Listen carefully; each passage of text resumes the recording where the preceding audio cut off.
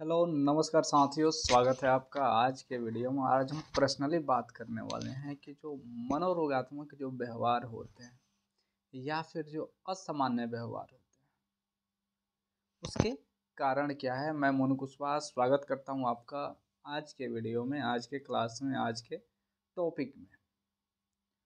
और आज हम रीज़न जानने का प्रयास करेंगे कि कुछ जो प्रॉब्लम्स होते हैं उनके जैविक भी कारक होते हैं और कुछ प्रॉब्लम्स होते हैं जिनके और भी कई सारे कारक हैं। तो आइए और देखते हैं सबसे पहले और शुरू करते हैं कि आखिर जो ये मेनली जो मनोरोगात्मक व्यवहार होता है इसके रीज़न क्या है, कारण क्या है, और इसी के बारे में हमें बेसिकली बात करना है। तो असामान्य व्यवहार जो होता है ये बहुत ही जटिल होता है और इसके स्वरूप को देखकर हम आसानी से यह नहीं कह सकते कि इसका कारण क्या है। रियलिटी भी है, हम असामान्य व्यवहार को देखकर पूर्ण रूप से यह नहीं कर सकते कि यह खास परिस्थिति में एक खास असामान्य व्यवहार का यह कारण है। इसके अलावा प्रत्येक मानसिक विकृति के स्वरूप तथा कारण एक समान नहीं होते। रियलिटी भी, जिस तरह की बीमारी होगी उसका कारण और स्वरूप भी उसी हिसाब से होता है। दो या दो से अधिक तत्व परस्पर इस प्रकार गूंथे हुए लगते हैं कि अब पता लगाना मुश्किल हो जाता है कि इसमें किसका कितना महत्व है। इसके अलावा अधिकतम मानसिक रोगों के लक्षणों को निश्चित करना बड़ा कठिन काम होता है। और रियलिटी में कई बार इन जो लक्षण होते हैं उनको पहचानने में जो है ना गलती भी हो जाती है, जिसके चलते बीमारी का सही पता नहीं लग पाता और गलत इलाज ही चल जाता है और बीमारी जो है वो बिगड़ भी सकती है। इसलिए एक मनोवैज्ञानिक थे, नाम तो उनका याद नहीं आ रहा, लेकिन उन्होंने कहा था कि जो एक अर्ध परिपक्व जो मनोवैज्ञानिक होता है ना वो बहुत ही घातक होता है, क्योंकि उसे अगर सही तरह से पता ना हो कि इलाज करना किस चीज़ का है और कैसे करना है, तो वो जो है ना उसकी दी गई दवा वो दवा के काम पे जहर के रूप में काम कर जाती है। तो इसका रीज़न भी होता है मेन रूप से। इसके जो है मुख्य रूप से तीन कारण होते हैं। पहला है जैविक कारण जिसको हम बायोलॉजिकल कॉजेज बोलते हैं, और दूसरा है मनोवैज्ञानिक कारण साइकोलॉजिकल कॉजेज, और तीसरा है सामाजिक तथा सांस्कृतिक कारण है। तो आइए और इसको हम देखते हैं, जानते हैं। और जैविक कारण जानेंगे, फिर उसके बाद मनोवैज्ञानिक कारण जानेंगे और सामाजिक कारण वगैरह जानने के बाद जो है हमारा चैप्टर ख़त्म हो जाएगा। तो आई थिंक हम कोशिश करेंगे कि इस चैप्टर को जितना जल्द से जल्द हो सके ख़त्म किया जाए। तो आइए और शुरू करते हैं सबसे पहले जैविक कारक के बारे में। जिस प्रकार जो है जिस प्रकार सामान्य जैविक विकास के कारण व्यक्ति में सामान्य व्यवहारों का विकास होता है, ठीक उसी प्रकार जैविक विकास के असामान्य होने के कारण व्यक्ति में विभिन्न प्रकार के सामान्य व्यवहार जो है वो विकसित होने लग जाते हैं। और यहाँ पे हम कुछ जो है खास तरह के जैविक कारण हैं उनका हम जो है वर्णन करने का प्रयास करेंगे, अध्ययन करने का प्रयास करेंगे, जानने का प्रयास करेंगे आखिर ये कौन कौन से जैविक कारक होते हैं जो ऐसे हानिकारक होते हैं। पहला है आनुवांशिकता। जैविक कारक का मतलब ही हो जाता है आनुवांशिकता से। जिस प्रकार सामान्य असामान्यता या फिर जो मानसिक विकृति है मुख्य कारण आनुवांशिकता है। आनुवांशिकता में उन सभी शारीरिक और मानसिक विशेषताओं का समावेश होता है जो व्यक्ति को अपने पूर्वजों से जीन्स के द्वारा प्राप्त होती है। ऐसे ही कुछ मानसिक एवं शारीरिक गुण जो है सामान्यता की आधारशिला बन जाते हैं। इस संबंध में पारिवारिक इतिहास तथा जुड़वा बच्चों के अध्ययन से काफ़ी सहायता मिलती है। प्रारंभ में ही लोगों को यह विश्वास रहा है कि मानसिक रोग एक पीढ़ी से दूसरी पीढ़ी तथा तीसरी पीढ़ियों तक चलते रहते हैं। गोडार्ड ने इस कथन की पुष्टि जो है यह मार्टिन कालिकाक नामक एक व्यक्ति के परिवार के अध्ययन के आधार पर की है। कालिकाक ने दो विवाह किए, एक पादरी लड़की से और दूसरा एक होटल में रहने वाली मंद बुद्धि की लड़की से। पादरी की लड़की से जो है उत्पन्न संतान अच्छा नागरिक बनी, मंद बुद्धि वाली लड़की की उत्पन्न संतान मंद बुद्धि, कुचरित, शराबी, जुआरी और पागल बनी। इसके आधार पर गोगार्ड महोदय ने निष्कर्ष निकाला कि आनुवंशिकता के ही जो है यह असामान्य व्यवहार का मुख्य कारण है। डगडेल ने भी यह जूरिक परिवार का जो है अध्ययन किया और असामान्य व्यवहार के उत्पन्न होने में आनुवंशिकता के महत्व को उन्होंने स्वीकार किया है। कालमैन ने जो है मानसिक विकृतियों की व्याख्या करते हुए बतलाया है कि असामान्यता का एक मुख्य कारण आनुवंशिकता है, विशेष रूप से मनोविकृति के विकास में आनुवंशिकता का गहरा हाथ होता है। उन्होंने मनोविकलता की उत्पत्ति का वर्णन करते हुए स्पष्ट शब्दों में बतलाया है कि मनोविकलता बहुत हद तक आनुवंशिकता का कारण होती है। उन्होंने अपने अध्ययन में पाया कि मनोविकलता सहोदर भाई बहनों में 14%, समान जुड़वा बच्चों में 46% पाया जाता है। इस प्रकार कालमैन ने बताया कि मनोविकलता जो है ये वास्तव में आनुवंशिकता की ही देन है। तो हमें यहाँ पे देखने को मिलता है कि जो मनोवैज्ञानिक खास करके जो विकृति है या फिर जो मनोरोगात्मक जो व्यवहार हैं, इनका जो रीजन है मेन रूप से जो है वो आनुवंशिकता पे भी पड़ता है। और अक्सर ये देखा जाता है अपने गांव में भी, जब आप देखते होंगे तो वहाँ पे इन चीज़ों के बारे में बेहतरीन तरीके से हम देख पाते हैं या फिर जान पाते हैं, जहाँ पे हमें देखने को मिलता है कि जो वैसे लोग जो थोड़े मंदबुद्धि हैं या फिर वह दबे कुचले तबके से आते हैं, उन लोगों में ऐसी मानसिकता या फिर जो खास करके जिस तरह से बीमारियों से वो जूझ रहे होते हैं या फिर जो शराबी लत या फिर और भी कई सारे रीजन हैं, तो वहाँ पे ऐसी चीज़ें देखने को मिल जाती है। और समान और असमान जुड़वा बच्चों में भी ये बहुत ज़्यादा पाया जाता है। इसके अलावा दूसरा जो रीजन है ये हो सकता है हमारा शारीरिक बनावट। असामान्यता का दूसरा मुख्य जैविक कारक शारीरिक बनावट है। शारीरिक बनावट से जो है तात्पर्य व्यक्ति में समस्त जैविकीय गुण दोष से है, जिससे उसका रोग का ग्रहण करना या फिर उसका प्रतिकार करना निश्चित होता है। शारीरिक बनावट में जो है शरीर की रूपरेखा, यौन व्यवहार, अंतःस्रावी कार्य, रक्त प्रवाह आदि सम्मिलित होते हैं। मनोवैज्ञानिकों ने शारीरिक बनावट के आधार पर व्यक्तित्व के कई व्यवहार प्रकारों का वर्णन किया है तथा बतलाया है कि यह एक विशिष्ट व्यक्तित्व प्रकार का संबंध एक विशेष मानसिक विकृति से होता है। दूसरे शब्दों में यह कहा जा सकता है कि यह एक खास तरह के व्यक्तित्व वाले लोग मानसिक रोग से वंचित रहते हैं। इस तरह से जो है खास व्यक्ति में जो है इस तरह के खास व्यक्ति में मनोरोग के शिकार न होने की संभावना सदा बनी रहती है। इसका जो है अर्थ स्पष्ट हुआ कि व्यक्तित्व प्रकार या शारीरिक बनावट भी मानसिक विकृति का एक आधार होता है। वैज्ञानिक ढंग से व्यक्तित्व को कई भागों में बांटने की परंपरा सेल्डन से चलती है। सेल्डन 1955 में इन्होंने बांटा था। उन्होंने 3 प्रकार के व्यक्तित्व की चर्चा की तथा प्रत्येक व्यक्तित्व के विशेष स्वरूप का वर्णन उन्होंने किया था। सेल्डन ने अपने स्पष्ट शब्दों में कहा है कि शारीरिक बनावट तथा स्वभाव मानसिक रोग को उत्पन्न नहीं करते हैं, लेकिन यदि उस व्यक्ति की मानसिक रोग उत्पन्न होने की संभावना हो तो शारीरिक बनावट और स्वभाव निसंदेह इस बात को निर्धारित करते हैं कि उस व्यक्ति में किस प्रकार का मानसिक रोग विकसित होगा।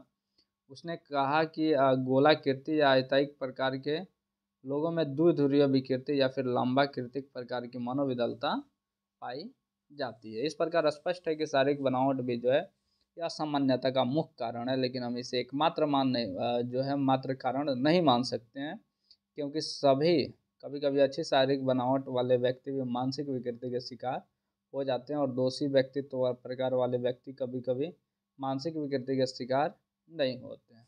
तीसरा है ग्रंथि तंत्र। ग्रंथि तंत्र भी व्यक्ति के समायोजन या असमायोजन को प्रभावित करता है। इस प्रकार शरीर की विभिन्न अंतःस्रावी ग्रंथियां संतुलित रूप से कार्य करती हैं और सामान्य व्यवहार जो है ये सामान्य रहता है। अंतःस्रावी ग्रंथियों में अत्यधिक या फिर कमी हो जाती है और व्यक्ति में असामान्यता के लक्षण विकसित हो जाते हैं।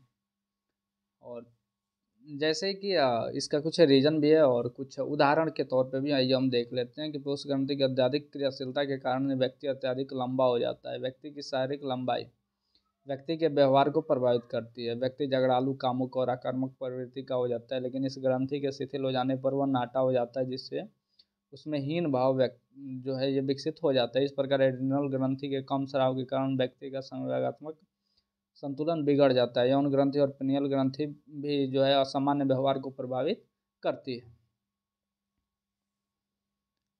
इस संबंध में हक्स तथा रिल्स आदि मनोवैज्ञानिकों ने महत्वपूर्ण अध्ययन किए और उपयुक्त बातों का समर्थन देते हुए कहा कि शारीरिक दोष भी असामान्यता का एक प्रमुख कारण है, लेकिन इसका प्रभाव अप्रत्यक्ष रूप से पड़ता है। इसके बाद तीव्र जैविक दबाव। कभी कभी तीव्र दबावपूर्ण जीवन जैविक तत्व के कारण भी मानसिक विकृति विकसित हो जाती है। इस प्रकार की तीव्र दबावपूर्ण दशाएं कई कारणों से पैदा होती है, जैसे शारीरिक दोष, सुरक्षा का अभाव, आवश्यकताओं की पूर्ति का अभाव इत्यादि होता है। यानी तीव्र जैविक के कारण भी होता है। और दूसरा हम पढ़ेंगे अब मनोवैज्ञानिक कारण। मनोवैज्ञानिक कारण हम के बाद हम सामाजिक पढ़ लेंगे और कुछ सामान्य कारण पढ़ लेंगे। चैप्टर हमारा खत्म हो जाएगा, लेकिन आई थिंक ये कम से कम 25 से 30 मिनट के आसपास वीडियो जाने वाला है, तो जरूर बने रहिएगा अंत तक। मनोवैज्ञानिक कारण। असामान्यता का जो है मुख्य कारण मनोवैज्ञानिक दोषपूर्ण वातावरण है। व्यक्तित्व का विकास धीरे धीरे होता है। जीवन के प्रारंभिक काल में का प्रभाव व्यक्ति के विकास पर काफ़ी पड़ता है। यदि व्यक्ति का मनोवैज्ञानिक विकास दोषपूर्ण हो तो इसके कारण उसमें अनेक रोगों का उत्पन्न हो जाना स्वाभाविक है। मनोवैज्ञानिक कारणों में माता पिता का अवांछनीय प्यार, दोषपूर्ण अनुशासन, अस्वाभाविक नैतिक स्तर, विकृत परिवार, अनैतिक आदर्श आदि मुख्य हैं। तो आइए और कुछ मनोवैज्ञानिक कारणों की हम व्याख्या कर लेते हैं। पहला है माता पिता का बच्चों पर अवांछनीय स्नेह, यानी undeservable love of parents for children. बच्चों में सामान्य व्यक्तित्व विकास के लिए माता पिता का बच्चों के साथ संतोषजनक संबंध आवश्यक है, क्योंकि बालकों के विकास में माता पिता की मनोवृत्तियों का सबसे महत्वपूर्ण स्थान है। यदि ऐसा नहीं हुआ तो बच्चों में मानसिक विकृति की संभावना अधिक हो जाती है। आवश्यकता से अधिक प्यार करने और सुरक्षा रखने या बिल्कुल ही तिरस्कार करने के कारण बच्चों में खतरे का सामना करने की शक्ति और आवश्यक गुण नहीं विकसित हो पाते हैं, जिससे अपने को वातावरण में सफलतापूर्वक समायोजन करने में असमर्थ हो जाते हैं। फलतः उनमें मानसिक रोग विकसित हो जाते हैं। यार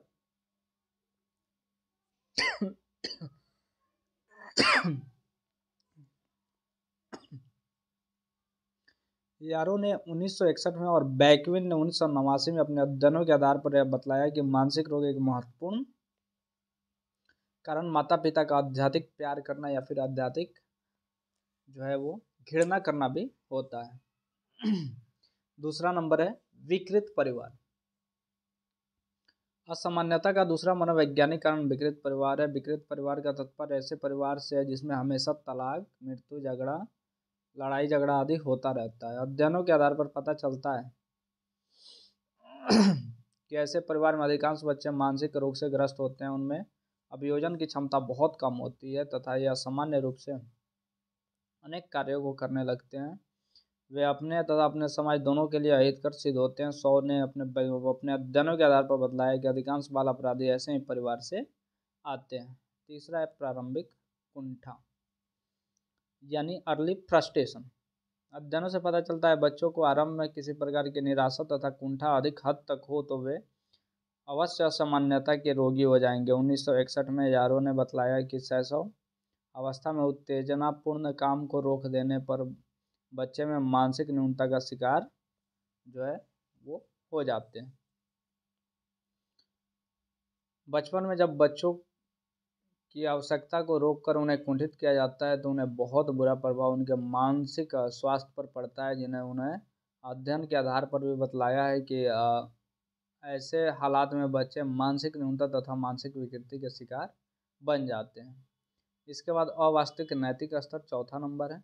कभी कभी बच्चे अपने अवास्तविक तथा असामान्य नैतिक स्तर के कारण भी असामान्यता के रोगी बनते हैं। जब बच्चे को यह डरा कर कहा जाता है काम यानी सेक्स के संबंध में कुछ भी करना या सोचना पाप है, इसके लिए उसे दंडित होना पड़ता है, तो बच्चों में एक भय उत्पन्न हो जाता है और दूसरी ओर उसका आकर्षण भी बढ़ता है। मानसिक संघर्ष इतना गंभीर हो जाता है कि बच्चे मानसिक रोग के शिकार बन जाते हैं। इसके विपरीत कभी कभी बच्चे नियम का उल्लंघन कर ऐसा कार्य करने लगते हैं जिनसे माता पिता उन्हें रोक कर रखना चाहते हैं। अंत में वो मानसिक रोग के शिकार हो जाते हैं। इसके बाद दोषपूर्ण अनुशासन। घर या स्कूल में गलत अनुशासन के कारण भी न जाने कितने बच्चे असामान्य हो जाते हैं। कहीं कहीं तो अति कड़ा तथा अति ढीला जो है अनुशासन के कारण बच्चे मानसिक विकृतियों की ओर अग्रसर होने को बाध्य होते हैं। सेर्स ने अपने अध्ययन के आधार पर बतलाया है कि असामान्यता का मुख्य कारण घरेलू अनुशासन का दोषपूर्ण होना भी है। छठा है भाई बहनों में प्रतिस्पर्धा या फिर स्पर्धा, जिसको हम सिबलिंग रिवेरली बोलते हैं। जब किसी बच्चे का ऐसा अनुभव होने लगता है कि माता पिता तथा घर के अन्य सदस्य उसके भाई बहनों को अधिक प्यार स्नेह दे रहे हैं, तो अपने आप को उपेक्षित अनुभव करता है। फलतः तो अपने भाई बहनों से डाह करने लगता है। वह उनके प्रति शत्रुता तथा आक्रमण की भावना रखने लगता है। माता पिता से भी उसका रागात्मक संबंध खराब हो जाता है। धीरे धीरे वह गंभीर मानसिक संघर्ष का शिकार हो जाता है और अंत में वह मानसिक विकृतियों का शिकार हो जाता है। इस प्रकार भाई बहनों के प्रति ईर्ष्या की भावना भी असामान्यता का कारण बन जाती है। इसके बाद 7वां नंबर है माता पिता का दोषपूर्ण आदर्श यानी फॉल्टी पेरेंटल मॉडल्स। बच्चों के विकास पर उसके माता पिता के व्यवहारों तथा विचारों का गहरा प्रभाव पड़ता है। बच्चे उनके व्यवहारों एवं विचारों को आदर्श मानकर नकल करने लगते हैं। अतः यदि माता पिता के व्यवहार ही दोषपूर्ण हो तो बच्चे भी उससे वंचित नहीं रह पाते। वेंडूरा ने अपने अध्ययन में पाया कि जो माता पिता काफ़ी आक्रमणकारी थे, उनके बच्चे भी आक्रमणकारी बन गए। इसी प्रकार जो माता पिता मानसिक रूप से संतुलित नहीं होते हैं, उनके बच्चे भी असंतुलित हो जाते हैं। विकृत पारिवारिक स्थिति। 8वां नंबर, अध्ययनों से पता चला है कि जिन बच्चों के सदस्यों का व्यवहार विकृत तथा असंतुलित होता है, उनके परिवार के बच्चे भी मानसिक विकृति से ग्रस्त हो जाते हैं और उस परिवार के बच्चों में भी मनोविकलता का लक्षण दृष्टिगोचर होने लगता है।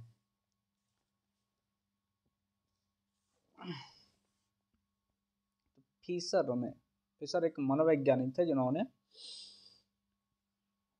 पारिवारिक विकृति के प्रभाव में जो है संबंध के कुछ निष्कर्ष निकाले और वो निष्कर्ष इस तरह है। पहला नंबर है, जो माता पिता वातावरण में सफलतापूर्वक अभियोजित कर लेते हैं और उनका आपसी संबंध ठीक रहता है, उनके बच्चों के व्यक्तित्व का विकास सामान्य अभियोजन के योग्य होता है। दूसरा नंबर है, जो माता पिता व्यक्तिक रूप से सफलतापूर्वक अभियोजन नहीं कर पाते हैं, लेकिन उनका आपसी संबंध लगभग सामान्य ढंग का होता है, तो उनके बच्चों में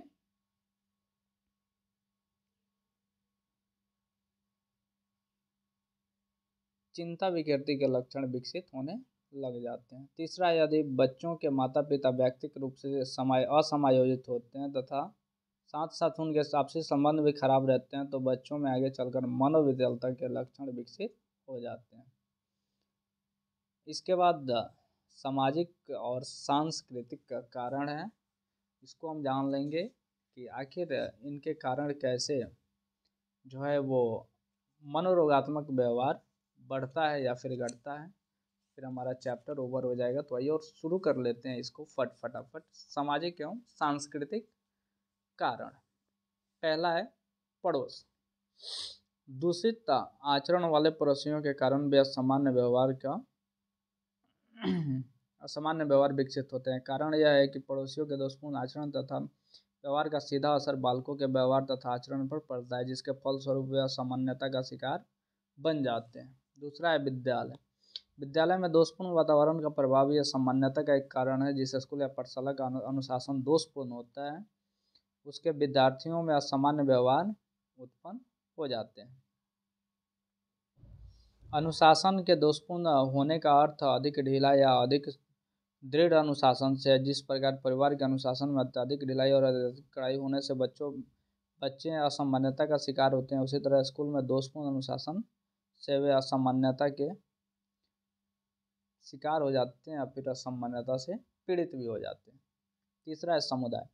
समुदाय तथा असामान्यता में भी गहरा संबंध है। अध्ययनों से पता चलता है कि दोषपूर्ण समुदाय में रहने वाले व्यक्तियों में असामान्य व्यवहार अधिक पाए जाते हैं। इसके विपरीत आदर्श तथा संतोषप्रद समुदाय के लोग प्रायः सामान्य होते हैं। इसका कारण है कि समुदाय के लोगों के रहन सहन, चाल चलन आदि का सीधा प्रभाव बच्चों के व्यवहार पर पड़ता है। बच्चों का मस्तिष्क इतना अविकसित रहता है कि उसका प्रभाव जो है आसानी से पड़ने लग जाता है। चौथा नंबर है सामाजिक वंचन यानी सोशल डिप्रिवेशन। व्यक्ति में सामाजिक स्तर का हाथ भी असामान्य व्यक्तित्व के विकास में काफ़ी हद तक रहता है। प्रत्येक व्यक्ति में सामाजिक गुण पाए जाते हैं और वह अपने समाज में इज्जत के साथ जीना चाहता है, लेकिन वह समाज में अपने को उपेक्षित समझता है या फिर जब उसे सामाजिक स्तर नहीं दिया जाता है तो वह हिंसा की भावना का शिकार हो जाता है, जिसके कारण वह सामान्य व्यवहार प्रदर्शित करने लग जाता है। मनोवैज्ञानिकों ने अपने अध्ययनों में पाया है कि जिन बच्चों का लालन पालन समुचित परिवार वातावरण में नहीं होता है, उसे माता पिता का द्वारा आवश्यक स्नेह तथा अपनापन नहीं मिलता है, वह किसी कारणवश समाज में पर्याप्त मान मर्यादा या फिर इज्जत नहीं मिलती है, तो बड़े होने पर वे सामाजिक क्रिया या कुकर्म करने लगते हैं। इन परिस्थितियों में अपने समाज से तिरस्कृत समझते हैं अपने आप को, या उनमें जो सामाजिक वंचन की भावना का विकास होने लग जाता है। इस तरह से वे धीरे धीरे समाज द्वारा निर्धारित आदर्श एवं नियमों के प्रतिकूल व्यवहार करने लगते हैं और उनका व्यक्तित्व है जो वो विकृत हो जाता है। इसके बाद पांचवा नंबर है सांस्कृतिक प्रतिमान या फिर सांस्कृतिक विघट। सामाजिक कारणों में सांस्कृतिक असामान्यता या विघटन सबसे अधिक महत्वपूर्ण कारण है। किस्कर ने अपने पुस्तक द डिसऑर्गेनाइज्ड पर्सनालिटी में अनेक अध्ययनों के माध्यम से इस बात को प्रमाणित किया है कि संस्कृति और असामान्यता का सबसे बड़ा संबंध है। विभिन्न संस्कृतियों के लोगों के अध्ययन से ज्ञात होता है कि कुछ खास संस्कृतियों के लोगों में अधिक असामान्य व्यवहार पाए जाते हैं और दूसरी संस्कृति के लोगों में कम असामान्य व्यवहार पाए जाते हैं। वेबर ने अपने अध्ययन में बताया कि स्मिको जाति की स्त्रियों में मानसिक रोग अन्य जाति की स्त्रियों में अधिक होता है। इस रोग से पीड़ित स्त्री घर से बाहर चली जाती है और अत्यधिक उत्तेजित दिख पड़ती है। वह बिना किसी कारण चिल्लाने लगती है और कपड़ा फाड़ने लगती है। बाद में रोगी रोते रोते सो जाती है। इस रोग का कारण एस्किमो जाति की स्त्रियों में सांस्कृतिक वातावरण के से उत्पन्न असुरक्षा की भावना तथा संवेगात्मक तनाव माना जाता है। इस जाति की सांस्कृतिक परंपरा के अनुसार स्त्रियां पुरुषों की संपत्ति मानी जाती थी। इन्हें जब चाहे खरीदी या बेची जाती थी, जिसमें वे अपने आप को असुरक्षित समझती थी। इसी का प्रदर्शन असामान्य व्यवहार के द्वारा होता था। इसके बाद छठा है सामाजिक तनाव। कोलमैन ने असामान्यता के सामाजिक तनाव कारणों का उल्लेख करते हुए सामाजिक तनाव पर विशेष जोर दिया है। जिस समाज में तनाव या संघर्ष ज़्यादा होता है उसके बच्चे असामान्य व्यवहार से ग्रस्त हो जाते हैं। सामाजिक तनाव के अनेक कारण हो सकते हैं, लेकिन इन कारणों की समीक्षा जो है यहाँ पे उपेक्षित नहीं की गई है। यहाँ हम यही पर्याप्त कहना समझते हैं। सामाजिक तनाव के कारण व्यक्ति गंभीर मानसिक संघर्ष तथा तनाव का शिकार बन जाता है और अंत में वह असामान्यता से पीड़ित हो जाता है।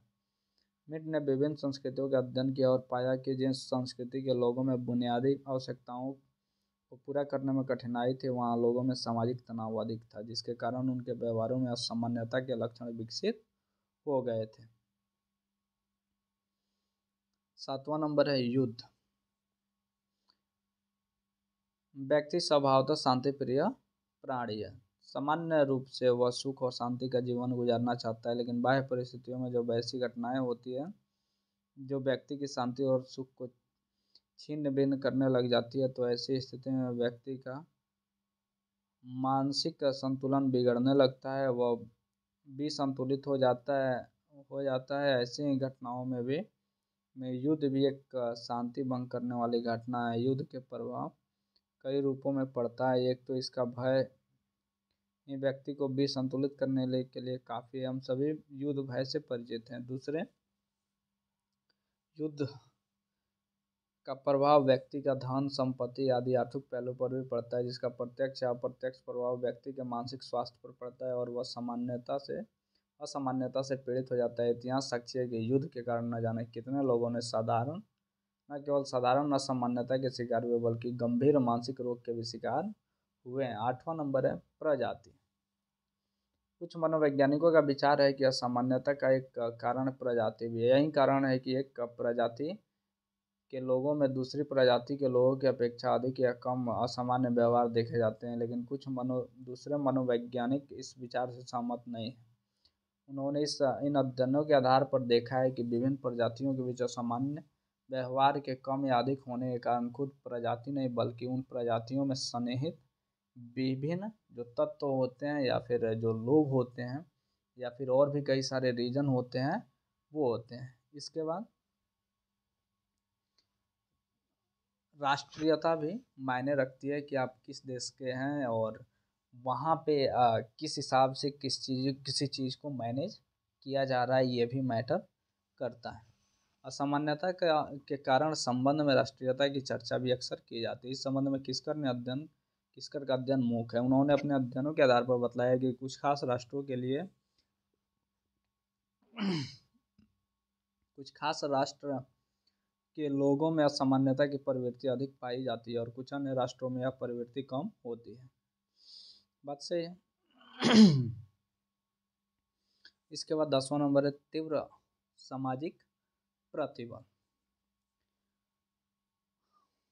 कोलमैन, किस्कर आदि मनोवैज्ञानिकों ने असामान्य व्यवहार के कारणों के संबंध में तीव्र प्रतिबल का भी उल्लेख किया गया है। हर समाज में कुछ ऐसी अवस्थाएं उत्पन्न हो जाती है जिनका सम्मान और एवं पालन सभी व्यक्ति नहीं कर पाते। उदाहरण के लिए युद्ध की आशंका, तीव्र आर्थिक परिवर्तन, बेरोजगारी, पक्षपात, जातीयता, छुआछूत आदि के कारण ऐसे दबाव जो हैं दबावपूर्ण प्रतिबल पैदा हो जाते हैं जिसके कारण व्यक्ति असामान्यता का शिकार हो जाता है। बर्गेस ने अपने अध्ययन के आधार पर पाया है कि सामाजिक पारिवारिक अस्थिरता तथा वैवाहिक असफलता के दबावपूर्ण दशाओं की उत्पत्ति होती है जो असामान्यता के कारण बनती है। इसके बाद देख लेते हैं आगे कुछ सामान्य कारण भी हैं। इसमें प्राथमिक कारण में प्राइमरी कॉजेज मनोरोगात्मक व्यवहार या सामान्य व्यवहार की उत्पत्ति में प्राथमिक कारण का हाथ भी हो सकता है और नहीं भी हो सकता है। इस कारण का या कारक का तर्क का आधार यह है कि इसके आधार पर सामान्यता तभी उत्पन्न होती है जब सामान्य पैरासिस विकृति उपस्थित रहती है। इस अभाव में मानसिक विकृति की उत्पत्ति नहीं होती है। इसका अर्थ यह है कि मानसिक विकृति या सामान्य व्यवहार की उत्पत्ति के लिए सामान्य पैरासिस सदा सक्षम नहीं रहता है। दूसरा है पूर्ववर्ती कारण। पूर्ववर्ती कारण का तात्पर्य उन कारणों या कारकों से है जो किसी तरह की असामान्यता की पृष्ठभूमि का निर्माण करते हैं। उन कारकों के परिणाम स्वरूप कुछ ऐसी परिस्थितियों का निर्माण हो जाता है जो असामान्यता को प्रोत्साहित करती है, जिसके परिणाम स्वरूप व्यक्ति मानसिक रोग या मानसिक विकृति से पीड़ित हो जाता है। बच्चों का दोषपूर्ण प्राथमिक सामाजिकरण वास्तव में पूर्ववर्ती कारण एक सुंदर उदाहरण हो जाता है। तीसरा है प्रतापी कारण।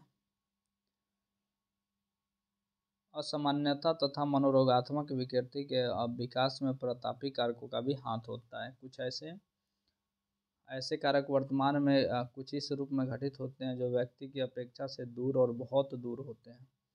यही अप्रत्याशित घटना व्यक्ति को असामान्य रूप से पीड़ित कर देती है। इसके बाद